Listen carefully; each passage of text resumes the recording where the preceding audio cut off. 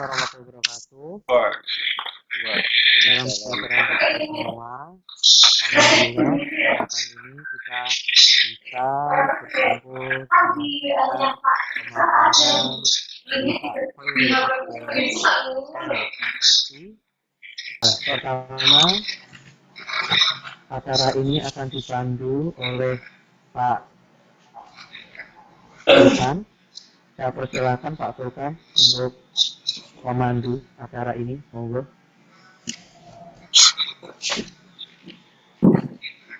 Untuk membacakan di presenter. Iya, Pak. Iya. Ya, terima kasih, Pak, atas waktu dan room yang telah diberikan kepada saya. Assalamualaikum warahmatullahi wabarakatuh. Waalaikumsalam warahmatullahi wabarakatuh. Salam sejahtera, selamat pagi Bapak Ibu guru hebat se-Nusantara. Yang terhormat Bapak Purwokerto Bandung selaku Kepala Balai Bahasa Jawa Tengah. Yang saya hormati Bapak Sri Pahono SPD selaku Ketua Pelaksana Kegiatan Bidar ini. Yang saya hormati Ibu Puji Fitriani SPD selaku instruktur kegiatan dalam kelompok Bidar 3 Sultan Hasanuddin. Yang saya hormati para petugas video conference hari ini, Bapak NSSI selaku presenter, juga pada Bapak Muhammad Riza SPD selaku host. Terutama yang saya hormati semua Bapak masyarakat se-Nusantara yang telah bergabung dalam room event pada hari ini. Nah, para mulai mohon untuk kami karena ini hebat Nusantara, adanya pandemi tentu memberikan dampak yang luar biasa. Proses belajar mengajar harus dilaksanakan secara daring. Itu sebagai guru kita harus kreatif dan melakukan media yang aktif sebagai penunjang pelajaran daring meningkatkan dia. Oleh karena itulah pada pagi hari ini kita akan menyimak pemaparan dari Bapak Muhammad Khairul Akbar Nasution SSI yang akan mempresentasikan aplikasi media SAC untuk pembelajaran digital dengan materi pengusahaan digital. Kegiatan ini merupakan hasil kerjasama antara tim Nusantara dengan Balai Bahasa. Sebelum pemaparan, akan saya bacakan dahulu biodata presenter kita pada hari ini. Ini adalah Bapak Muhammad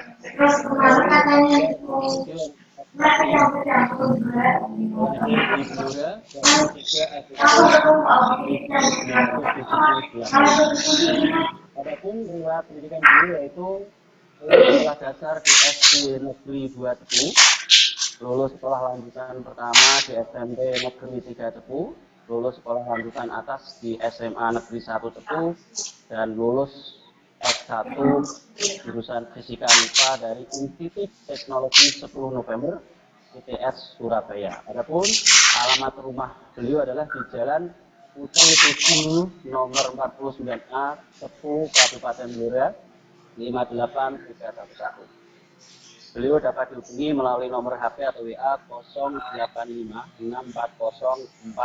085640444849. Demikian biodata singkat presenter kita. Bapak Ibu guru hebat Nusantara, video conference hari ini terdiri dari 2 sesi. Nanti yang pertama adalah pemaparan materi oleh presenter selama kurang lebih 20 menit. Dilanjutkan sesi kedua, tanya jawab selama kurang lebih 15 menit. Namun jika nanti masih ada waktu, sesi tanya jawab akan saya buka 2 termin. Bapak Ibu guru hebat Nusantara, mohon untuk semua mikrofon diaktifkan dulu karena kita akan menyimak pemaparan dari presenter. Waktu dan room saya serahkan kepada presenter untuk memaparkan materinya. Kepada Bapak Muhammad Khairul Akbar Nasution SSI, saya persilakan. Terima kasih Pak Sulkan, Pak Riza atas waktu dan tempatnya. Assalamualaikum warahmatullahi wabarakatuh. Waalaikumsalam. Assalamualaikum warahmatullahi wabarakatuh. Terima kasih atas kesempatan yang diberikan untuk mengikuti pelatihan Dikdar Gumul ini. Kami ucapkan kepada Bapak Dr. Tirto Suwondo MHum selaku Kepala Balai Bahasa Jawa Tengah, dan juga kepada Bapak Sri Wahono SPD selaku Ketua Umum Gumul, kemudian kepada Ibu Puji Fitrianti SPD selaku instruktur yang telah memberi arahan dan membimbing kami untuk menyelesaikan tugas membuat media SAC ini. Pada kesempatan ini saya mencoba untuk menyampaikan media pembelajaran melalui SAC dengan mengangkat materi pelajaran fisika untuk materi perubahan wujud zat.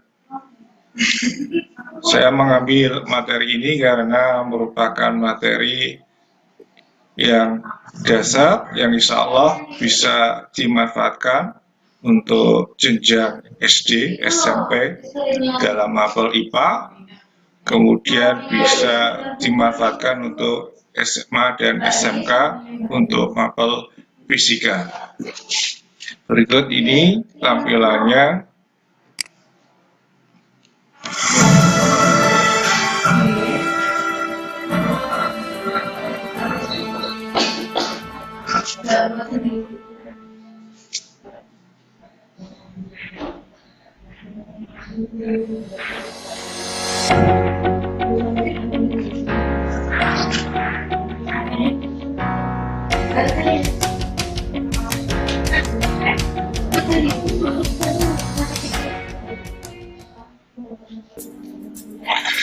Ini adalah menunya, ada home, konten, evaluasi, dan developer.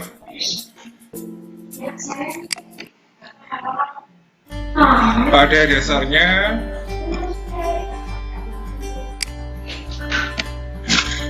untuk wujud zat ada 3 macam. Yang pertama ada padat, gas, dan cair. Di mana pada wujud zat ini mempunyai karakter, dia partikelnya yang padat, kemudian zat cair karakternya partikelnya agak renggang, dan kemudian untuk gas partikelnya lebih renggang. Wujud zat ini jika mendapatkan perubahan suhu atau kenaikan suhu, maka bisa mengalami perubahan wujud zat. Sehingga karena terkait dengan perubahan suhu, maka ini merupakan perubahan termodinamika. Secara umum perubahan-perubahan ini ada 6 macam, yaitu mencair, menguap, menyubin, mengkristal, mengembun, dan membeku, seperti tampilan gambar berikut.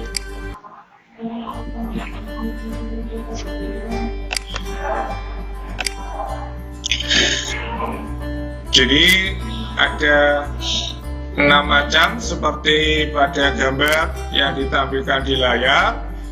Ada padat, cair, dan gas. Seperti misal, jika padat menjadi cair, maka perubahan wujud zatnya dinamakan mencair. Sebaliknya, jika cair menjadi padat, maka akan membeku. Untuk jelasnya seperti ini prosesnya.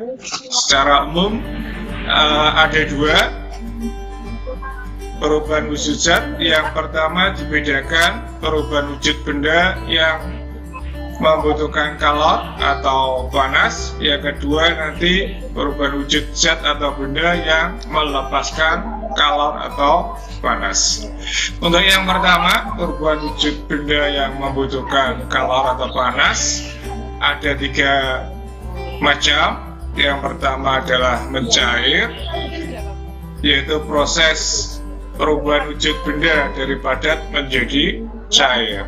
Misalkan es batu mencair menjadi air, es krim yang dibiarkan nanti akan mencair, kemudian menguap, yaitu proses perubahan wujud benda dari cair menjadi gas.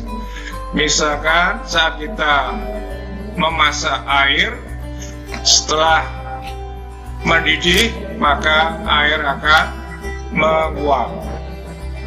Kemudian kalau bensin dibiarkan di tempat terbuka, lama-lama habis karena menguap. Berikutnya yang ketiga adalah menyublim, yaitu perubahan wujud benda atau zat dari padat ke gas. Contohnya adalah kapur barus yang kita pasang di dalam lemari. Lama-kelamaan kapur barus tersebut akan habis. Ketiga proses tersebut dia membutuhkan kalor dengan maksud untuk mengubah bentuknya. Misalkan dari padat menjadi cair, maka contoh es batu dia membutuhkan kalor atau energi panas untuk mengubah wujudnya dari padat menjadi cair. Kemudian untuk menguap, misalkan tadi adalah air yang mendidih lalu uap, dia membutuhkan energi panas atau kalor untuk mengubah wujudnya dari cair menjadi gas. Kemudian ketiga, menyublim, yaitu dari kapur barus yang padat, dia membutuhkan energi panas atau kalor untuk mengubah menjadi gas. Selanjutnya adalah yang kedua, perubahan wujud zat atau benda yang melepaskan kalor atau energi panas. Yang pertama adalah mengkristal, yaitu perubahan wujud benda dari gas menjadi padat. Misalkan contohnya adalah berubahnya uap menjadi butiran es di dalam freezer. Dalam peristiwa ini, dia uap tadi melepaskan energi panas atau kalor untuk menjadi es. Berikutnya adalah membeku, yaitu perubahan wujud zat atau benda dari cair menjadi padat. Misalkan air di dalam kulkas atau freezer akan menjadi es batu. Kemudian yang ketiga adalah mengembun, yaitu proses perubahan wujud zat atau benda dari gas menjadi cair.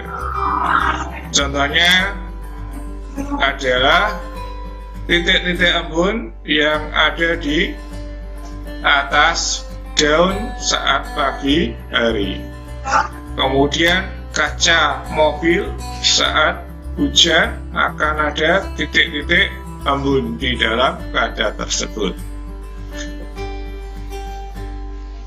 Hal ini menunjukkan bahwa proses atau peristiwa mengkristal, membeku, dan mengembun, dia melepaskan energi panas atau kalornya untuk mengubah wujud zat atau benda, seperti embun dari air, dari gas menjadi air, kemudian membeku dari air menjadi padat. Untuk ringkasan ini saya tampilkan dalam suatu video seperti berikut ini. Kembali dengan saya, sekarang kita akan belajar tentang fisika. Ini adalah video terkait penerapan perubahan wujud zat yang saya sampaikan tadi. Kehidupan sehari-hari, air, contoh dari benda cair, ketika dimasukkan dalam kulkas akan berubah menjadi es batu yang dalam bentuk padat. Cair menjadi padat ternyata di sini melepaskan kalori. Ini adalah proses perubahan wujud zat membeku. Contohnya, mentega yang awalnya bentuknya padat, ketika dipanaskan membutuhkan kalori. Dan ini merupakan perubahan wujud zat mencair dari padat menjadi cair. Yang ketiga, menguap. Penambahan air. Perhatikan, ketika air dilepaskan akan menguap. Air menjadi uap. Di sini menguap adalah membuktikan bahwa menguap adalah zat cair ketika menjadi gas. Dan ini merupakan proses menguap. Selanjutnya mengembun. Nah, kalau tadi pancinya, Ini merupakan proses mengembun yang bisa dilihat di atas tutupnya. ada titik-titik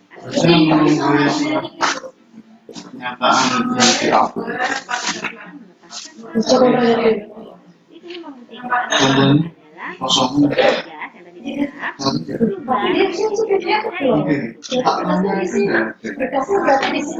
adalah gas yang tadi menyublim. Berikutnya adalah proses menyublim, yaitu terkait contoh kapur barus. Harusnya dari rumah kan keluar, tapi saya tanya, kamu ngapus apa berarti? Ya aku kan teman yang dekat teman saya, nggak ngerti. Yang terakhir, Ini kalau ada contoh, Dan yang terakhir adalah mengkristal. kalau bisa sudah berhentian. Nah, contohnya adalah salju. Biar cari sendiri.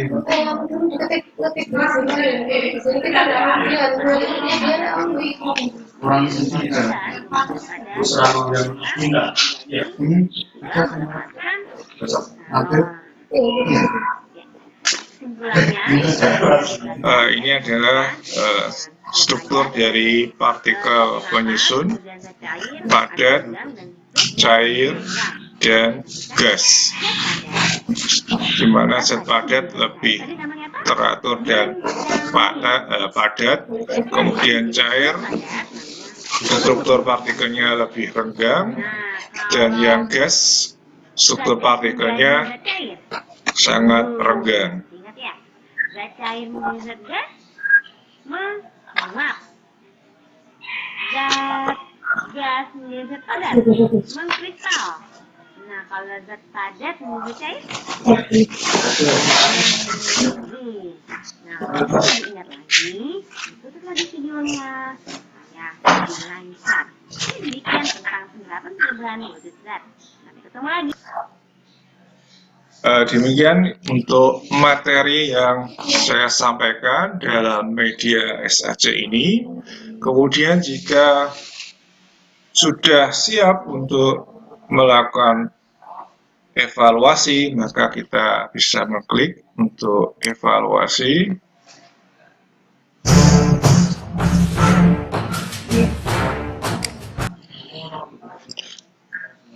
Kemudian jika untuk evaluasi ini, di sini ada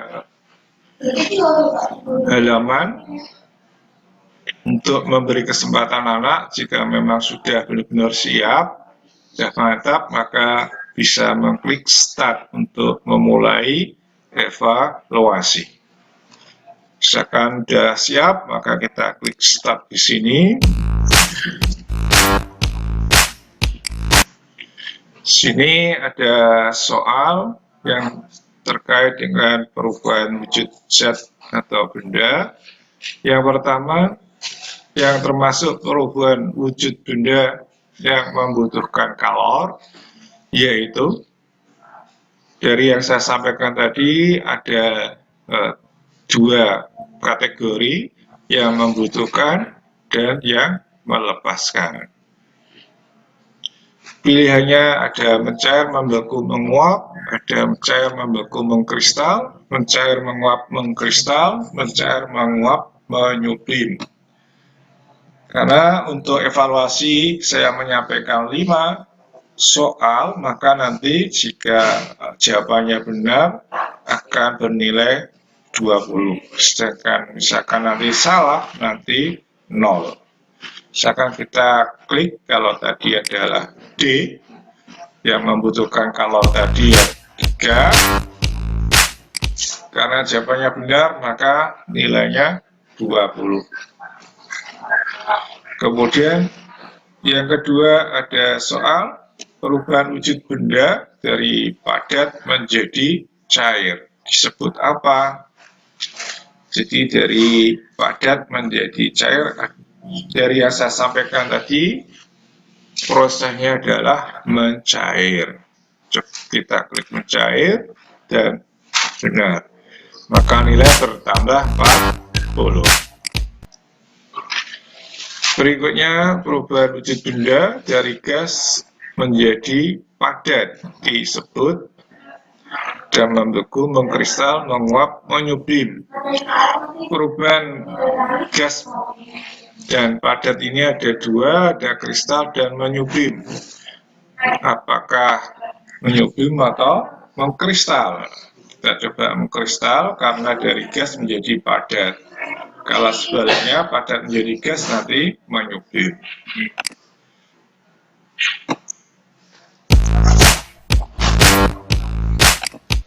Kemudian berikutnya yang termasuk perubahan wujud benda untuk kategori yang kedua yaitu melepaskan kalor. Jadi kebalikan tadi, ada mengembun semua, ada membeku dan menguap, menyublim dan mengkristal. Untuk yang melepaskan adalah mengembun, kemudian membeku dan mengkristal. Berarti kita coba pilih B. Karena benar nilainya bertambah 20. Berikutnya untuk soal yang terakhir yaitu perubahan wujud benda padat menjadi gas. Jadi ini kebalikannya tadi, dari gas menjadi padat. Kalau tadi kristal, maka kebalikannya adalah menyublim. Nah, seperti itu. Karena benar, maka nilai total karena betul semua adalah 100. Ya, demikian untuk materi yang bisa saya sampaikan. Kemudian untuk hal-hal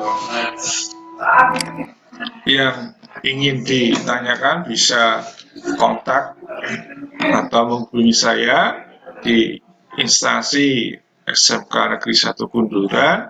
Untuk HP dan WA bisa 0856 40 44 48 49. Demikian penjelasan materi untuk hari ini tentang perubahan wujud zat atau benda. Untuk selanjutnya saya kembalikan ke Bapak Muhammad Sulkan. Jikalau ada pertanyaan yang terkait dengan materi saya, monggo Pak Sulkan untuk memandu. Terima kasih. Terima kasih kembali Bapak Robert. Bapak Ibu Guru Hibah Nusantara, demikian pemaparan yang luar biasa, cukup detail dengan contoh-contoh yang terjadi di alam maupun kehidupan kita sehari-hari. Sudah jelas dan mudah kita pahami. Selain itu, tampilan media SAD-nya juga sangat menarik dan interaktif.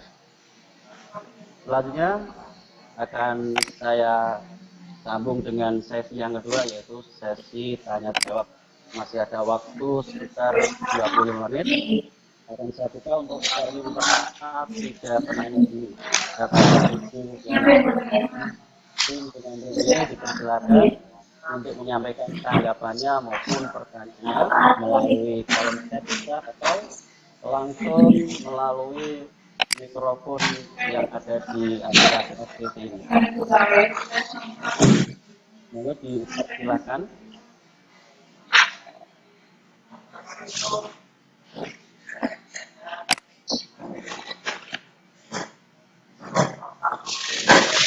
Untuk termin pertama saya buka 3 penanya dulu.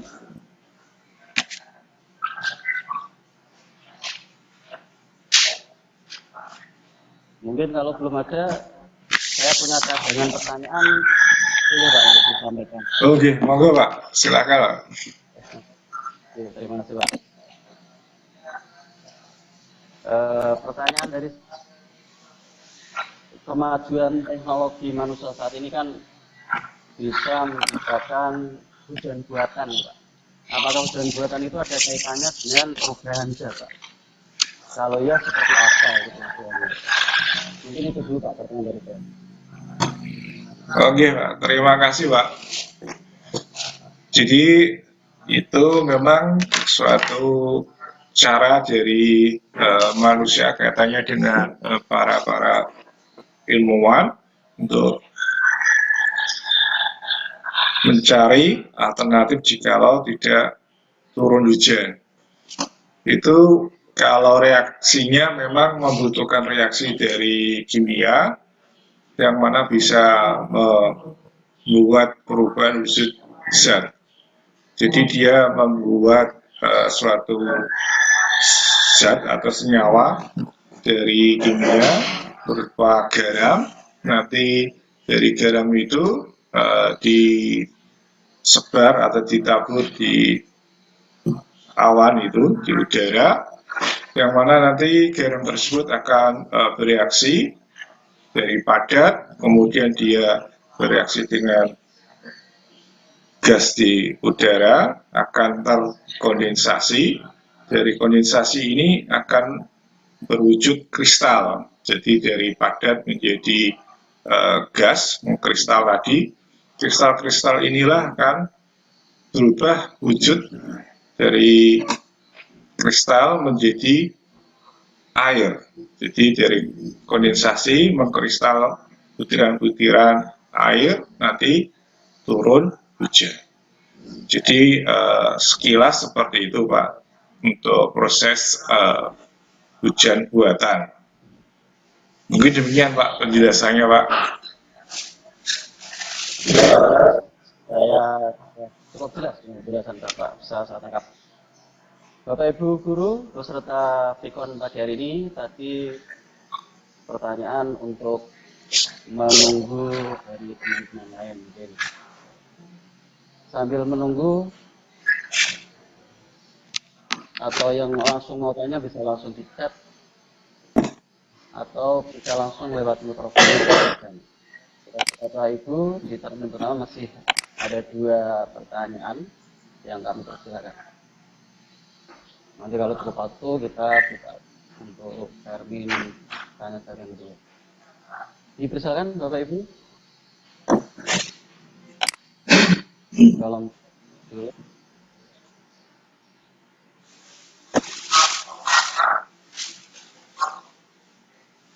Atau secara langsung.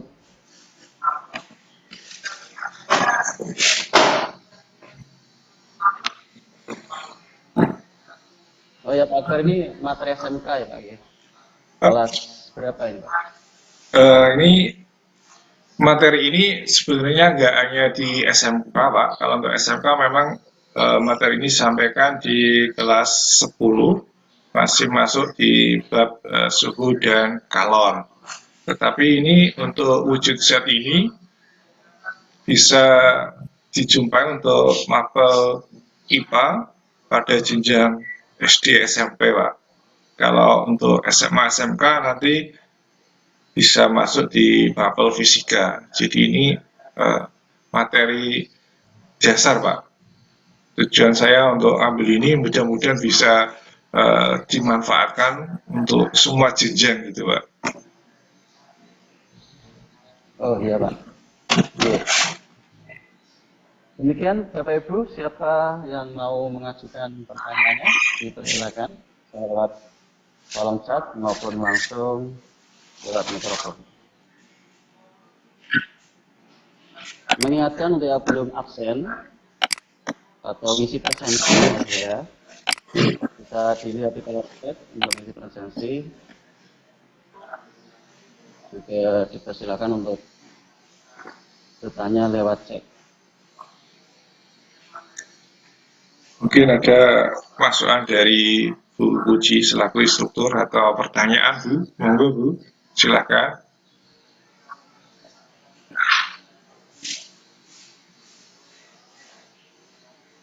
Sepertinya belum ada, Pak.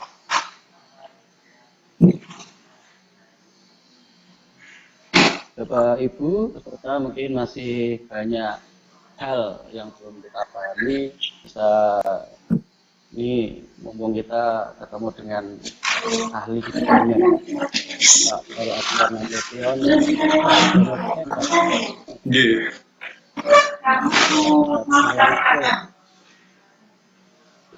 Sebenarnya di fenomena kehidupan sehari banyak yang memanfaatkan perubahan zat untuk membantu pekerjaan atau membantu kesehatan manusia, Pak ya. Yeah. Yang sering yang dipakai itu, Pak, ya ujian buatan seperti yang jenengan tanyakan tadi untuk membantu mengatasi itu, Pak, karba itu, Pak, kebakaran hutan. Seperti itu ada ujian buatan. Iya. Itu kalau ada awan, kalau ada awan mungkin belum bisa ya. Ya. Iya, biasanya di awan tuh bereaksi, Pak. Nanti itu reaksi di sana dengan gas, nanti biar memicu terjadinya kondensasi, terus air-air nanti bisa turun. Harusnya juga melihat kondisi alam. Di alam ada awan juga gitu ya. Iya.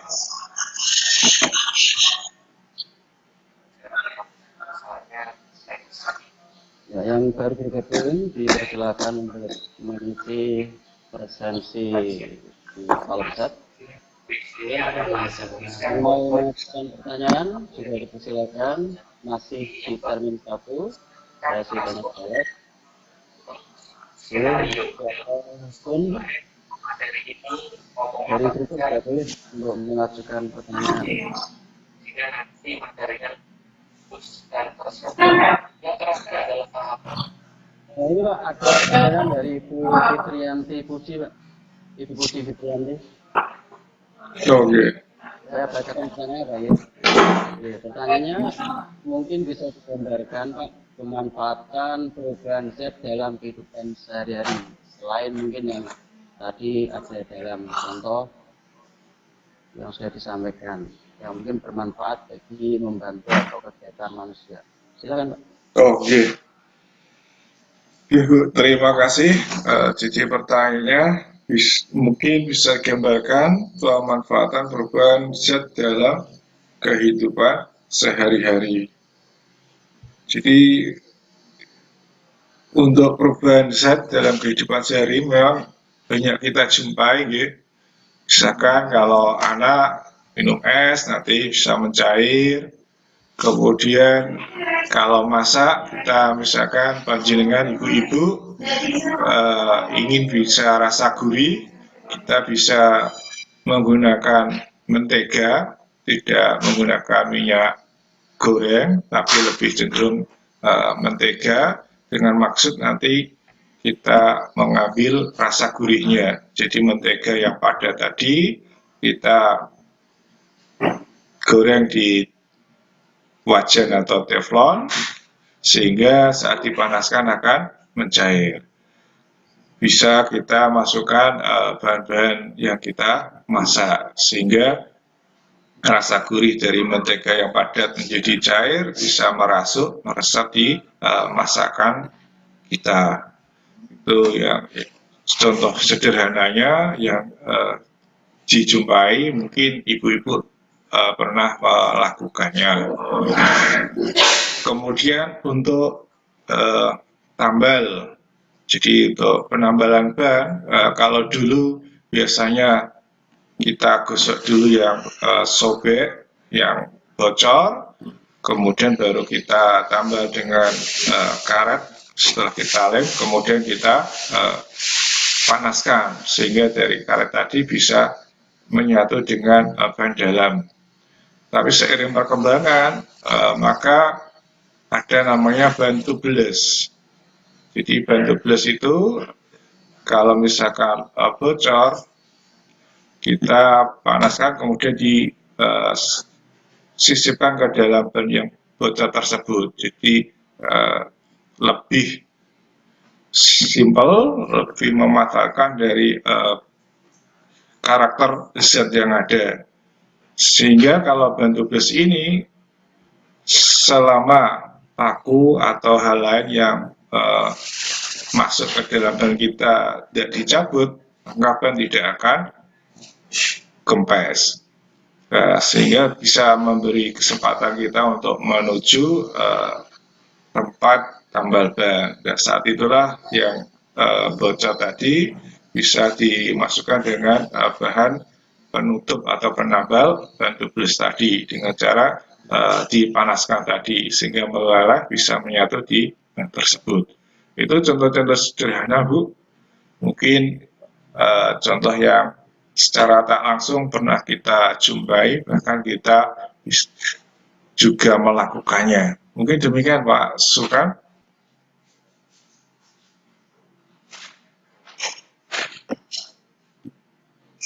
Baik, juga ada pertanyaan lagi dari Bu Puji. Mengapa pemanasan yang berulang kadang menimbulkan rasa asin pada masakan? Ya Bu, terima kasih atas pertanyaannya. Jadi untuk masakan biasanya kalau lebih bisa kita manfaatkan, kita bisa makan di lain waktu. Ada dua, biasanya dimasukkan dalam kulkas, yaitu pendinginan, dan yang lainnya adalah dipanaskan. Nah, mengapa kalau dipanaskan akan menimbulkan rasa asin? Jadi masakan, apalagi yang mempunyai kuah, saat dipanaskan inilah terjadi perubahan wujud zat dari awalnya cair, kemudian saat dipanaskan dia akan berubah karena mendidih, dia menguap menjadi gas. Jadi dari menguap inilah lama kelamaan kuahnya tadi akan berkurang semakin sedikit dan menimbulkan rasa asinnya menjadi berlebih dari saat awal kita membuat masakan. Jadi demikian Bu ya penjelasannya, semoga bisa memberi pemahaman kepada Bu Puji. Mungkin ada yang lainnya. Ya Pak, terima kasih atas jawabannya dan saya kira cukup jelas. Terima kasih sudah membuka jawaban. Saya lanjutkan untuk penanya peserta ketiga Pak Fajar. Oke. Jadi ada pertanyaan dari Bapak Burhan, yaitu mengapa Pak pemanasan yang nabung? Ternyata belum ada dari Pak Burhan. Salah baca aja Pak. Mohon maaf juga, tapi saya ke unmute Pak. Mic saya ke unmute. Jadi jenengan sendiri yang baca. Tidak apa-apa. Monggo mungkin ada yang lain, Ibu Bapak terlibat. Silakan. Silakan Bapak Ibu peserta yang mau menanyakan atau menanggapi karena masih saya buka satu lagi peserta misalnya untuk melengkapi termin yang pertama ini. Waktu tinggal 10 menit ini Bapak Ibu. Iya. Bagaimana Pak Bro, Pak Abed? Mungkin Kita tunggu penanya-penanya kita. mungkin masukan dari Bu Puji selaku instruktur, Pak. Mungkin ada masukan. Ya, Ibu Puji Fitriani, sebelum kami tutup Vicon hari ini, mungkin ada masukan dari Bu, silakan. Ya Pak, terima kasih atas waktunya. Kalau misalkan dari para peserta sudah tidak ada pertanyaan lagi, mungkin bisa diberikan kesimpulan saja untuk gambaran pada materi hari ini. Oke. Penyimpulannya disampaikan untuk materi hari ini. Oke. Iya. Ya Bu, terima kasih banyak. Bapak, Ibu, seluruh hebat Nusantara yang terutama sudah bergabung dalam Vicon hari ini. Demikian pemaparan maupun tanggapan dari presenter kita, Bapak Khairul Akbar. Sebelum saya tutup Vicon hari ini, ada sedikit kesimpulan dari saya bahwa perubahan zat di dalam kehidupan sehari-hari memang sangat penting peranannya. Ada yang terjadi secara alami, ada yang dimanfaatkan oleh manusia untuk dibuat dan membantu kehidupan manusia sehari-hari. Mungkin itu nanti untuk kesimpulan bisa ditambahkan oleh Bapak Khairul Akbar. Oke. Sebelum saya tutup, saya pribadi jika ada kesalahan, maaf. Besarnya. Kemudian Vicon pada ini Senin tanggal 6 Juni 2020 yang kami mulai dari pukul 9 sampai pukul 10 waktu Indonesia Barat. Akhir kata, Assalamualaikum warahmatullahi wabarakatuh. Waalaikumsalam warahmatullahi wabarakatuh. Ya, terima kasih Pak. Mungkin tambah untuk kesimpulannya. Jadi kesimpulan untuk perubahan wujud zat ini ada 6 perubahan wujud zat, yaitu membeku, mencair, menguap, mengembun, mengkristal, dan menyublim. Ke-6 tersebut dikelompokkan menjadi 2 kategori, yaitu perubahan wujud zat yang membutuhkan kalor atau energi panas, dan yang kedua adalah perubahan wujud zat atau benda yang melepaskan kalor atau energi panas. Demikian untuk kesimpulan kali ini, semoga bisa bermanfaat bagi saya dan rekan-rekan Ibu Bapak Guru hebat se-Nusantara. Terima kasih kepada Pak Riza, Pak Sukan, Bu Puji, Pak Siwahono, Pak Tirto, dan Ibu Bapak Guru hebat se-Nusantara yang telah bergabung berpartisipasi pada Vicon kali ini. Terima kasih, kurang lebihnya saya mohon maaf. Waktu dan tempat kami kembalikan ke Pak Riza. Assalamualaikum warahmatullahi wabarakatuh. Terima kasih. Waalaikumsalam warahmatullahi wabarakatuh. Terima kasih atas penyampaiannya dari presenter dan moderator. Bisa saya tutup sekarang. Assalamualaikum warahmatullahi wabarakatuh. Waalaikumsalam warahmatullahi wabarakatuh. Warahmatullahi wabarakatuh.